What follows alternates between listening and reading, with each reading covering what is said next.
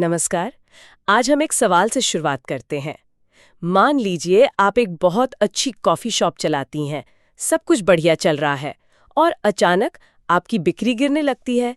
क्यों? क्या पास में कोई नया कैफे खुल गया है या लोग हेल्थ कॉन्शियस होकर अब ग्रीन टी पी रहे हैं? या फिर सरकार ने कमर्शियल प्रॉपर्टी पे कोई नया टैक्स लगा दिया है? बिल्कुल। एक बिजनेस के लिए ये सिर्फ सवाल नहीं है, ये सर्वाइवल का मामला है। सही बात है। और इन सवालों का जवाब अंदाजे से नहीं दिया जा सकता। आज हम बिजनेस की दुनिया के उन जासूसी उपकरणों, उन डिटेक्टिव टूल्स की बात करेंगे जो किसी भी कंपनी को ये समझने में मदद करते हैं कि उसके चारों ओर की दुनिया में आखिर चल क्या रहा है। हमारे पास जो सोर्सेज हैं वो स्ट्रेटेजिक मैनेजमेंट के हैं, लेकिन हमारा मकसद इन किताबी कॉन्सेप्ट्स को निकालकर उन्हें असल दुनिया के लिए प्रैक्टिकल बनाना है। बिल्कुल। तो आज की हमारी खोजबीन का मकसद है ये समझना कि सफल कंपनियां अपने बाहरी माहौल को कैसे स्कैन करती हैं ताकि वो आने वाले खतरों से बच सके और नए मौकों को पकड़ सके। चलिए परत दर परत इसे खोलते हैं। देखिए, सबसे पहले ये समझना जरूरी है कि कोई भी बिजनेस एक बुलबुले में काम नहीं करता। उसके आसपास दो तरह की दुनिया होती है। एक है कंपनी के अंदर की दुनिया, उसकी टीम, उसकी मशीनें, उसका कल्चर, और दूसरी है बाहर की दुनिया। आज हमारा फोकस इसी बाहरी दुनिया पर है। और इसे भी दो हिस्सों में बांटा जा सकता है, माइक्रो और मैक्रो। हाँ। माइक्रो मतलब बिजनेस का इमीडिएट पड़ोस है ना, जैसे सप्लायर्स, कस्टमर्स। एग्जैक्टली। कॉम्पिटिटर्स, ये वो लोग हैं जिनसे आपका रोज का पाला पड़ता है। अच्छा। आपका कॉफी बीन सप्लायर, आपके रेगुलर ग्राहक, सामने वाला कैफे, ये सब माइक्रो एनवायरनमेंट का हिस्सा है। आप इन पर सीधे तौर पे असर डाल सकती हैं और ये आप पर असर डालते हैं। ठीक है, लेकिन असली खेल वो मैक्रो एनवायरनमेंट में होता है। मैक्रो एनवायरनमेंट मतलब वो बड़ी ताकतें जिन पर आपका कोई कंट्रोल नहीं होता, लेकिन वो आपका पूरा खेल बिगाड़ भी सकती हैं और बना भी सकती हैं। सही पकड़ा। ये वो विशाल लहरें हैं जो दूर समंदर में उठती हैं, लेकिन आपके किनारे तक पहुंचकर सुनामी बन सकती हैं। और इन लहरों को समझने के लिए एक बहुत पावरफुल फ्रेमवर्क है, पेस्टल एनालिसिस, PESTLE। ठीक है, तो ये पेस्टल एक तरह का वेदर फोरकास्टिंग सिस्टम है बिजनेस के लिए। चलिए इसके एक एक हिस्से को समझते हैं। पी से शुरू करते हैं, पॉलिटिकल यानी राजनीतिक माहौल। इसमें सरकार की पॉलिसीज, पॉलिटिकल स्टेबिलिटी, टैक्स नियम, ये सब आता है। जैसे सरकार की मेक इन इंडिया या आत्मनिर्भर भारत जैसी नीतियां। ये कुछ कंपनियों के लिए बहुत बड़ा मौका बन जाती हैं जो लोकल मैन्युफैक्चरिंग करती हैं।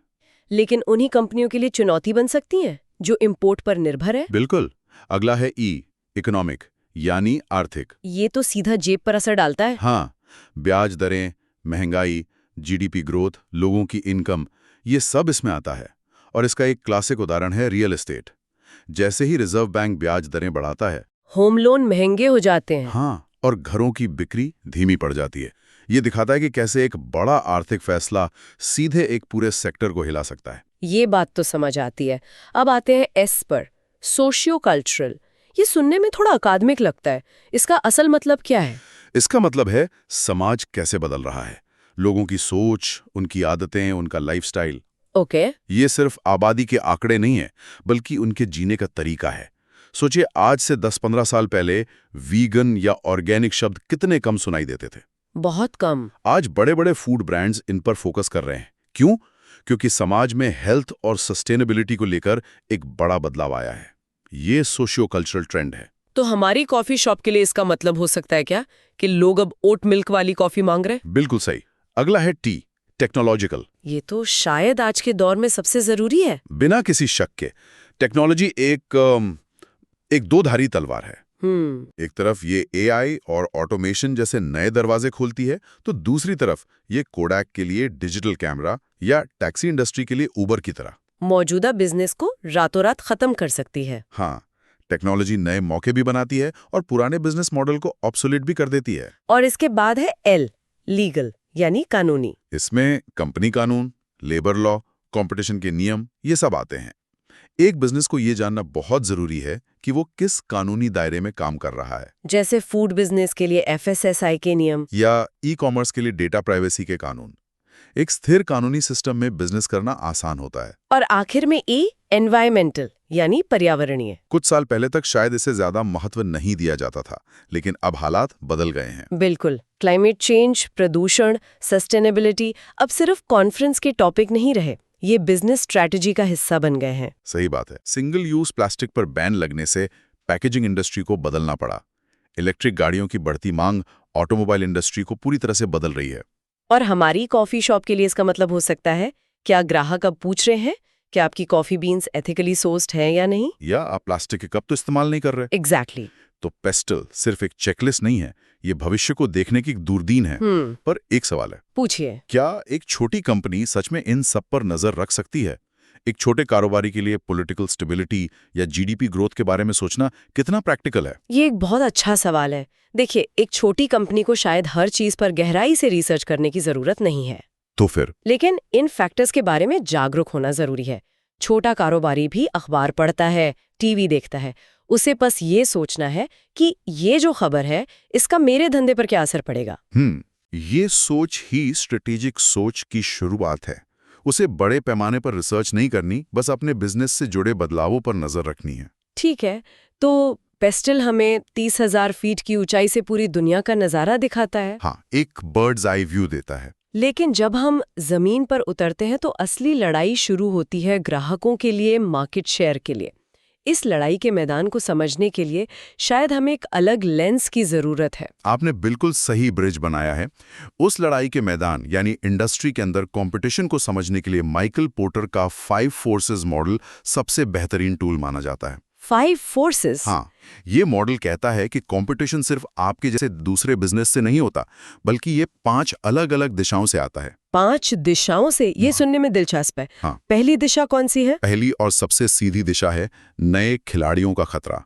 मतलब कोई नया कॉम्पिटिटर आपके बाजार में कितनी आसानी से आ सकता है। अच्छा। अगर किसी बिजनेस को शुरू करने में बहुत ज्यादा पैसा, टेक्नोलॉजी या सरकारी लाइसेंस की जरूरत पड़ती है, तो नए लोगों का आना मुश्किल होता है।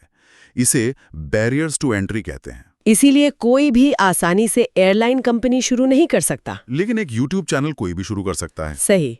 दूसरा फोर्स क्या है? दूसरा फोर्स है खरीदारों की सौदेबाजी की शक्ति। मतलब आपके ग्राहक कितने पावरफुल हैं। ओके। अगर आपके ग्राहक बहुत बड़े हैं, बड़ी मात्रा में खरीदते हैं, या उनके पास आपसे खरीदने के अलावा कई और ऑप्शन हैं, तो उनकी पावर ज्यादा होगी। वो आपसे कम कीमत और बेहतर सर्विस की मांग कर सकते हैं। जैसे एक छोटा बिस्किट बनाने वाला जब रिलायंस फ्रेश या डी-मार्ट जैसे बड़े रिटेलर को अपना प्रोडक्ट बेचता है, तो ज्यादातर शर्तें कौन तय करता है? जाहिर है, बड़ा रिटेलर। आप समझ आया। तो तीसरा फोर्स इसका उल्टा होगा, सप्लायर्स की पावर। एग्जैक्टली। तीसरा फोर्स है आपूर्तिकर्ताओं की सौदेबाजी की शक्ति। अगर आपका सप्लायर आपको कोई अनोखा या जरूरी कच्चा माल देता है जिसके ज्यादा विकल्प मौजूद नहीं हैं, तो उसकी पावर बहुत ज्यादा होगी। 90 के दशक में पर्सनल कंप्यूटर बनाने वाली कंपनियों के लिए इंटेल और माइक्रोसॉफ्ट की यही स्थिति थी। प्रोसेसर इंटेल का होगा और ऑपरेटिंग सिस्टम माइक्रोसॉफ्ट का। उनके बिना कंप्यूटर बन ही नहीं सकता था, इसलिए वे अपनी कीमतें तय करते थे। सही। ये 3 ताकतें तो समझ में आती हैं, लेकिन चौथी क्या है? ये थोड़ी छिपी हुई लगती है। चौथी ताकत अक्सर सबसे खतरनाक होती है, क्योंकि ये दिखती नहीं। ये है स्थानापन्न उत्पादों का खतरा, थ्रेट ऑफ सब्स्टिट्यूट्स। सब्स्टिट्यूट मतलब? ये वो प्रोडक्ट्स या सर्विसेज हैं जो किसी और इंडस्ट्री से आते हैं लेकिन आपका काम कर देते हैं। तो आप कह रहे हैं कि एक शीतल पेय कंपनी के लिए सबसे बड़ा खतरा दूसरी शीतल पेय कंपनी नहीं, बल्कि एक जूस कंपनी या शायद एक कॉफी चेन हो सकती है। बिल्कुल। या शायद एनर्जी ड्रिंक या फ्लेवर्ड मिल्क या नारियल पानी भी। ग्राहक को प्यास बुझानी है या एनर्जी चाहिए, उसे आपके प्रोडक्ट से मतलब नहीं, उसे अपनी जरूरत पूरी करने से मतलब है। ये तो बहुत बड़ा पॉइंट है। मुझे याद है, मैंने एक बार एक बड़ी पब्लिशिंग कंपनी के साथ काम किया था जो इंटरनेट को एक मामूली चीज मानकर नजरअंदाज कर रही थी। उन्होंने सब्स्टिट्यूट के इस खतरे को पूरी तरह से अनदेखा किया। और हम सब जानते हैं कि उस कहानी का अंत कैसे हुआ। हाँ। और पांचवा और आखिरी फोर्स। पांचवा फोर्स वो है जिसे हम आमतौर पर कंपटीशन समझते हैं। मौजूदा प्रतिद्वंदियों के बीच प्रतिद्वंदिता। आपके मौजूदा कॉम्पिटिटर्स के बीच लड़ाई कितनी तगड़ी है। ये लड़ाई तब और बढ़ जाती है जब इंडस्ट्री में बहुत सारे खिलाड़ी हों, मार्केट धीरे धीरे बढ़ रहा हो, या बिजनेस से बाहर निकलना बहुत मुश्किल हो। इसे हाई एग्जिट बैरियर्स कहते हैं। टेलीकॉम इंडस्ट्रीज का सबसे अच्छा उदाहरण है ना? बिल्कुल। कंपनियों ने हजारों करोड़ के टावर और इंफ्रास्ट्रक्चर में लगा दिए हैं। अब वे घाटे में भी बिजनेस से आसानी से बाहर नहीं निकल सकती, इसलिए वो कीमत घटाकर भी लड़ती रहती हैं। पोर्टर का ये मॉडल तो वाकई आंखें खोल देने वाला है। लेकिन एक सवाल मेरे मन में आ रहा है। जी, ये मॉडल कई दशक पुराना है। क्या ये आज की डिजिटल दुनिया में भी उतना ही प्रासंगिक है, जहां अमेज़न जैसी कंपनियां एक ही समय में सप्लायर, कॉम्पिटिटर और मार्केट प्लेस तीनों हैं? क्या ये मॉडल थोड़ा पुराना नहीं हो गया है? ये एक बहुत ही वैलिड क्रिटिसिज्म है और इस पर बहुत बहस होती है। देखिए, मॉडल के मूल सिद्धांत आज भी लागू होते हैं, लेकिन उन्हें आज के संदर्भ में देखना होगा। अमेज़न का उदाहरण ही लेते हैं। अमेज़न ने खरीदारों की शक्ति को आसमान पर पहुंचा दिया है, क्योंकि ग्राहक एक क्लिक पर कीमतें कंपेयर कर सकते हैं। हाँ, सही बात है। साथ ही अमेज़न वेब सर्विसेज AWS ने नए प्रवेशकों के लिए बाधाओं को बहुत कम कर दिया है। अच्छा, वो कैसे? पहले एक स्टार्टअप को सर्वर खरीदने में लाखों खर्च करने पड़ते थे। आज वे कुछ हजार रुपए में AWS पर अपना काम शुरू कर सकते हैं। तो मॉडल पुराना नहीं हुआ है, बस लड़ाई का मैदान बदल गया है। और इन ताकतों का रूप बदल गया है। बहुत खूब। अब तक हमने देश के अंदर की ताकतों को समझा, लेकिन आज के दौर में बिजनेस तो ग्लोबल हो गए हैं। जब कोई कंपनी दूसरे देशों में जाती है, तो क्या ये विश्लेषण और भी जटिल हो जाता है? कई गुना ज्यादा जटिल हो जाता है। वैश्वीकरण का मतलब है कि आपको हर नए देश के लिए एक अलग पेस्टल एनालिसिस करना होगा। हर देश के लिए? हाँ, वहाँ का राजनीतिक जोखिम क्या है, वहाँ का कल्चर कैसा है, करेंसी रेट का उतार चढ़ाव क्या असर डालेगा, वहाँ के कानून क्या है। मतलब ये शतरंज के एक बोर्ड पर खेलने की बजाय एक साथ 10 बोर्ड पर खेलने जैसा है। बिल्कुल, हर देश का अपना अनूठा माहौल होता है। तो इतने सारे विश्लेषण, पेस्टल, पोर्टर के 5 बल, ग्लोबल फैक्टर्स, इन सब जानकारी के पहाड़ के बाद एक कंपनी ये कैसे तय करती है कि उसे असल में फोकस कहाँ करना है? सही सवाल। सफलता के लिए सबसे जरूरी क्या है? यहीं पर प्रमुख सफलता कारक यानी की सक्सेस फैक्टर्स या KSFs का कॉन्सेप्ट आता है। KSFs? हाँ, KSF का मतलब है वो मुट्ठी भर चीजें जो किसी खास इंडस्ट्री में जीतने और हारने के बीच का अंतर तय करती हैं। ये हर इंडस्ट्री के लिए अलग होती हैं। कोई उदाहरण दे सकते हैं? जरूर। जैसे रेडीमेड गारमेंट इंडस्ट्री में KSFs क्या होंगे? शायद अच्छे डिजाइन। एक तो वो आकर्षक डिजाइन और स्टाइल जो ग्राहकों को खींचे, और दूसरा कम लागत पर अच्छी क्वालिटी बनाने की क्षमता, ताकि आप अच्छी कीमत पर बेचकर भी मुनाफा कमा सकें। अच्छा, लो कॉस्ट मैन्युफैक्चरिंग एफिशिएंसी। हाँ, अगर आपके डिजाइन पुराने जमाने के हैं तो आपकी फैक्ट्री कितनी भी एफिशिएंट हो, कोई फायदा नहीं। और अगर आपके डिजाइन बहुत अच्छे हैं लेकिन बनाने की लागत इतनी ज्यादा है कि ग्राहक उसे खरीद ना सकें, तो भी आप फेल हो जाएंगे। एग्जैक्टली। KSFs को पहचानना मतलब ये जानना कि लड़ाई असल में किस बात पर जीती जाएगी। यानी सिर्फ कड़ी मेहनत करना काफी नहीं है, सही चीजों पर ध्यान केंद्रित करना सबसे महत्वपूर्ण है। बिल्कुल। इन सभी विश्लेषणों का अंतिम लक्ष्य यही है कि कंपनी अपने KSFs को पहचाने और अपनी पूरी ताकत उन्हीं पर लगा दे। तो आज की इस गहरी पड़ताल से ये तो साफ है कि एक सफल बिजनेस की नींव सिर्फ एक अच्छे प्रोडक्ट पर नहीं, बल्कि बाहरी दुनिया की गहरी समझ पर टिकी होती है। हमने पेस्टल जैसे टूल को देखा जो हमें बड़ी तस्वीर दिखाता है, और पोर्टर के 5 फोर्सेस को जो हमें कंपटीशन की असलियत समझाता है। और ये सब आखिर में एक ही लक्ष्य की ओर जाता है, वैल्यू क्रिएशन।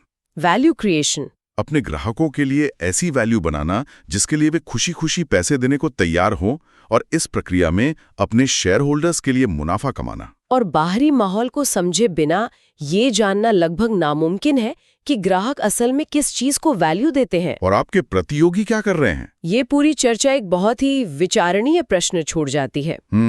ये सभी फ्रेमवर्क और मॉडल हमें मौजूदा दुनिया का विश्लेषण करने में मदद करते हैं, लेकिन एक बिजनेस उस भविष्य के लिए कैसे तैयारी करता है जो मौलिक रूप से अप्रत्याशित हो, एक ऐसी घटना के लिए, एक ब्लैक स्वॉन इवेंट के लिए जिसे कोई विश्लेषण पहले से नहीं देख सकता, जैसे कि एक महामारी। ये आज के दौर का $1 मिलियन सवाल है। शायद इसका जवाब इन मॉडलों को एक टूल की तरह इस्तेमाल करने में है, न कि एक भविष्यवाणी की मशीन की तरह। मतलब? ये आपको तैयार रहने में मदद करते हैं, लचीला बनाते हैं, लेकिन भविष्य की गारंटी नहीं दे सकते। इसी सवाल के साथ हम आज की चर्चा को समाप्त करते हैं। इस पर सोचने के लिए हम आपको छोड़ते हैं। अगली बार तक सीखते रहें।